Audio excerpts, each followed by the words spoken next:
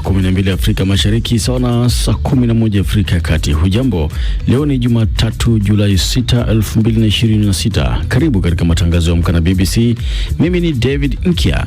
Katika Amka na BBC asubuhi hii, kiongozi mkuu wa Iran Mojtaba Khamenei hajahudhuria mazishi ya babake mjini Tehran, huku maelfu ya waombolezaji wakijitokeza kutoa heshima zao za mwisho kwa Ayatollah Ali Khamenei.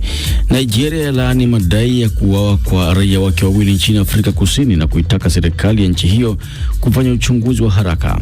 Na katika gumzo tunaangazia Marekani inapoadhimisha miaka 250 ya uhuru, siasa na mamlaka yake inaendelea kuchagiza masuala ya kimataifa kwa njia kubwa. Siku hii imepokelewaje? Ni aina ya sherehe ambazo zilikuwa zimepangwa, ambazo kisiasa sasa zimeonekana kuwasukuma baadhi ya watu nje, lakini kuna watu ambao hilo limewaingiza zaidi. Kwa hiyo wengi wametambua siku, namna ya kusherehekea ndio kidogo kumekuwa kuna tofauti.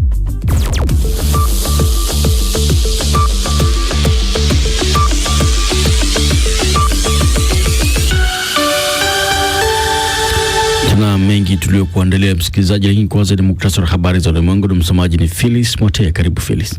Shukran David. Ujambo msikilizaji. Kiongozi mkuu wa Iran Mojtaba Khamenei hajahudhuria mazishi ya baba yake mjini Tehran, huku viongozi waandamizi wa utawala wakijiunga na maelfu ya waombolezaji kutoa heshima zao za mwisho kwa Ayatollah Ali Khamenei. Watoto wengine watatu wa Khamenei walihudhuria ibada hiyo katika siku ya pili ya shughuli za mazishi yake. Mojtaba hajaonekana hadharani tangu alipoteuliwa mwanzoni mwa Machi baada ya babake kuuawa katika mashambulizi ya Marekani na Israel dhidi ya Iran.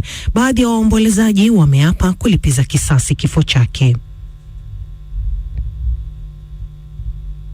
We came here to bid farewell. Tumekuja hapa kumwaga Ali Khamenei, lakini bila shaka tutalipiza kisasi kwa damu yake. Kila aliyefika hapa amekuja kulipiza kisasi kwa damu yake kiongozi wetu mkuu. Kama alivyokuwa akisema kiongozi wetu, tuna uhasama na Marekani. Mahusiano yetu na Marekani hayatakuwa mazuri kamwe. Will never be good. Serikali ya Israel imepiga kura kupuuza uamuzi wa mahakama ya juu kuhusu mamlaka ya mdhibiti wa sekta ya utangazaji, hatua inayozua hofu ya mgogoro wa kikatiba. Zaidi na Florian Kaijage.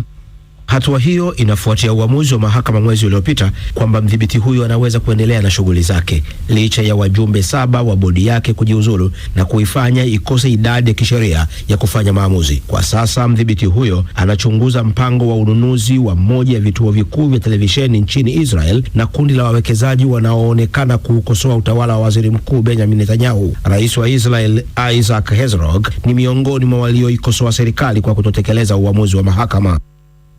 Mji mkuu wa Ukraine Kyiv umeshambuliwa kwa makombora ya Urusi, huku zaidi ya milipuko 10 ikisikika mapema asubuhi ya leo. Meya wa Kyiv Vitali Klitschko amesema kwamba mifumo ya ulinzi wa anga ilikuwa ikifanya kazi na kuwataka wakazi kuendelea kuchukua tahadhari. Wakati huo huo, Ukraine imeongeza mashambulizi yake ya ndege zisizo na rubani za masafa marefu katika eneo la Crimea linalodhibitiwa na Urusi. Umeme umekatika katika mji wa Sevastopol kufuatia shambulio la Ukraine dhidi ya miundombinu ya nishati karibu na mji huo. Na maelfu ya wazima moto barani Ulaya wanaendelea kupambana na moto mkubwa wa misitu unaochochewa na joto kali la nyuzi 40 na upepo mkali.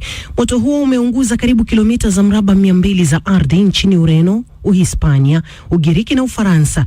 Kutokana na moto unaoendelea katika eneo la mashariki la milima ya Pyrenees, maafisa wamepiga marufuku watazamaji kuhudhuria sehemu ya 3 ya mbio za baiskeli maarufu za Tour de France yanayomalizika katika eneo hilo hii leo. Hii ni BBC. Na muktasari habari za ulimwengu umesoma kwako na Phyllis Motea. Unasikiliza Amka na BBC kutoka idhaa ya Kiswahili ya BBC, kikutangazia kwenye FM, radio shirika na internet katika bbcswahili.com. Tanzania unatupata kupitia Radio 1 na Radio Free Africa. Kenya ni Count FM na Gulf Radio. Ukiwa pale Uganda ni Voice of Muhabura na Voice of Karamoja. Na iwapo upo DRC tusikilize moja kwa moja kupitia Lizard Radio pamoja na Radio Muungano Beni. Aidha, matangazo haya yanasikika moja kwa moja kwenye ukurasa wa Facebook na YouTube wa BBC Swahili. Asubuhi leo upo nami David Nkia. Karibu. Kiongozi mkuu wa Iran Mojtaba Khamenei hajahudhuria mazishi ya babake mjini Tehran jana Jumapili, huku viongozi waandamizi wa utawala wakijiunga na maelfu ya watu kutoa heshima zao za mwisho kwa Ayatollah Ali Khamenei. Viongozi waandamizi ikiwemo rais wa nchi hiyo Masoud Pezeshkian na spika wa bunge Mohamed Baka Kalibaf walijiunga na maelfu ya waombolezaji pamoja na wanafamilia wanne waliouawa katika mashambulizi ya Marekani na Israel. Mujtaba Khamenei hajaonekana hadharani tangu alipoteuliwa mwanzoni mwa mwezi Machi kufuatia kuuawa kwa baba yake mwanzoni mwa vita hivyo. Phyllis Mote na taarifa zaidi.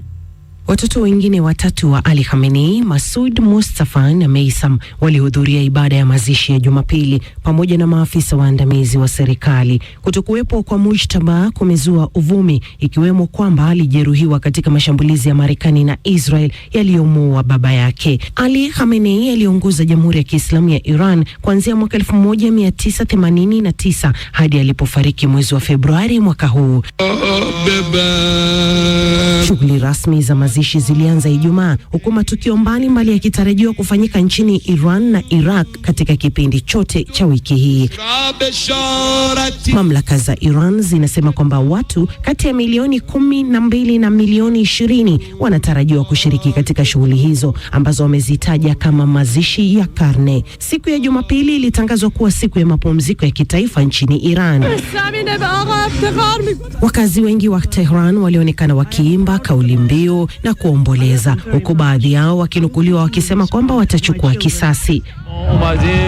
Jeneza la Khamenei limewekwa pamoja na yale ya jamaa wake wanne waliouawa katika mashambulizi ya Tehran, akiwemo mjukuu wake wa mwaka mmoja Zahra Mohammadi Golpayegani. Katika kipindi chote cha utawala wake, Ali Khamenei alifuata sera ya msimamo mkali dhidi ya nchi za Magharibi, na kwa miaka mingi aliunga mkono makundi yenye silaha yanayopinga Marekani na Israel katika eneo la Mashariki ya Kati, yakiwemo Hamas huko Gaza, Hezbollah nchini Lebanon na Wahuthi nchini Yemen. Baada ya maombi ya mazishi mjini Tehran siku ya Jumatatu, jeneza la Khamenei litapelekwa huko Qom siku ya Jumanne, kisha katika eneo takatifu la Waislamu wa dhehebu la Shia nchini Iraq siku ya Jumatano, kabla ya kuzikwa Alhamisi katika mji alipozaliwa wa Mashhad, kaskazini mashariki mwa Iran.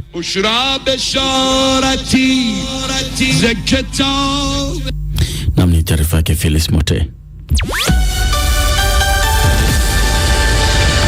Kwingineko, rais wa Senegal Bassirou Diomaye Faye ametangaza kuanzishwa kwa chama chake cha kisiasa, akithibitisha kutengana kwake na mshirika wake wa zamani Ousmane Sonko ambaye ni spika wa bunge la kitaifa na rais wa chama cha PASTEF, kwa ajili ikiwa ni chama ambacho ni chama kikuu cha upinzani ama cha siasa nchini Senegal.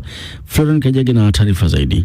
Kulingana na vyanzo vilivyo karibu na Rais Diomaye Faye, tangazo hilo lilitolewa mbele ya zaidi ya mamea 300 kutoka muungano wake. Linakuja mara tu baada ya wabunge kuidhinisha mageuzi ya kikatiba ambayo yanaweza kumzuia rais aliye madarakani kuongoza chama cha siasa ikiwa yatapitishwa katika kura ya maoni. Bado hakuna majibu yoyote kutoka kwa waziri mkuu wa zamani Ousmane Sonko kuhusu tangazo la Rais Bassirou Diomaye Faye. Hata hivyo, chama cha upinzani cha APR, yani Alliance for the Republic, kilichoanzishwa na rais wa zamani wa Senegal Macky Sall, kilikataa madai kwamba zaidi ya mamea 300 wanaunga mkono chama kipya cha Faye, kikiita takwimu hiyo haiwezi kuthibitishwa na kudai kwamba baadhi ya mamea waliorodheshwa bila ujuzi au ridhaa yao. Ibrahim Hamidou Deme, hakimu wa zamani na rais wa harakati ya ETEC, yani Umoja wa Kazi, Uadilifu na Uraia, amesema Faye kuunda chama cha uraisi kungewakilisha hatua moja ya kuleta wasiwasi ya kuzorota au pengine kuimarika utawala wa kidemokrasia.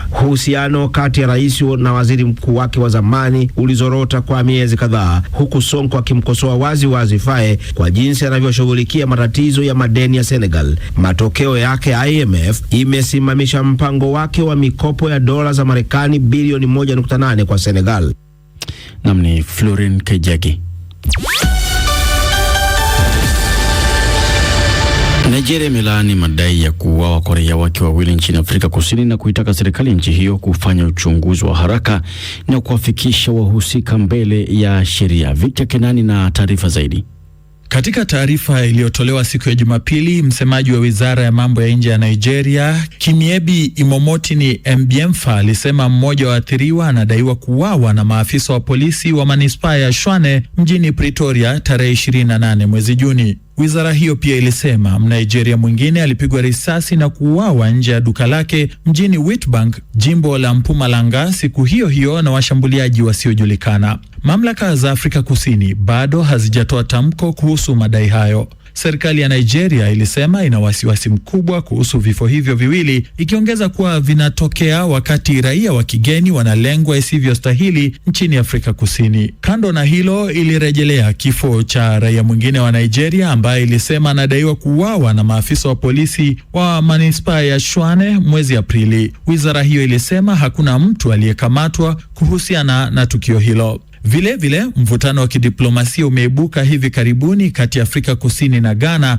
baada ya Ghana kusema mmoja wa raia wake aliuawa wakati wa maandamano dhidi ya wahamiaji mjini Cape Town. Mamlaka za Afrika Kusini zilikanusha madai hayo zikisema hazina rekodi ya mauaji hayo, lakini zikathibitisha kuwa zinachunguza kifo tofauti cha raia mwingine wa Ghana. Nigeria imezitaka mamlaka za Afrika Kusini kufanya uchunguzi wa haraka kuhusu mauaji hayo mawili na kesi nyingine kadhaa ambazo bado hazijakamilika zinazohusisha raia wa Nigeria, ikisema wahusika wa uhalifu huo wa kinyama wanapaswa kufikishwa mbele ya sheria bila kuchelewa zaidi. Taarifa hiyo iliongeza kuwa bila kujali madai yoyote dhidi ya watu binafsi, kuna taratibu halali na hatua za kufuata ili kupata haki, na kwamba kila mtu anapaswa kuchukuliwa kuwa hana hatia hadi athibitishwe mahakamani na apewe nafasi ya kusikilizwa kwa haki. Wizara hiyo pia ilikosoa matamshi ya hivi karibuni ya msemaji wa serikali ya Afrika Kusini kuhusu raia wa Nigeria kuondoka nchini humo wakati wa maandamano dhidi ya uhamiaji, ikiyataja matamshi hayo kuwa hayakubaliki na kusema yanaweza kuchochea uhasama dhidi ya raia wa Nigeria. Awali, Nigeria ilisema itadai fidia kutoka Afrika Kusini kwa raia wake waliondoka nchini humo kufuatia maandamano ya hivi karibuni yaliyowalenga wahamiaji wasio na vibali. Zaidi ya raia 700 tayari wamerejeshwa nyumbani kupitia safari 4 za ndege, huku safari nyingine 2 zikipangwa kufanyika tarehe 6 na tarehe 9 Julai.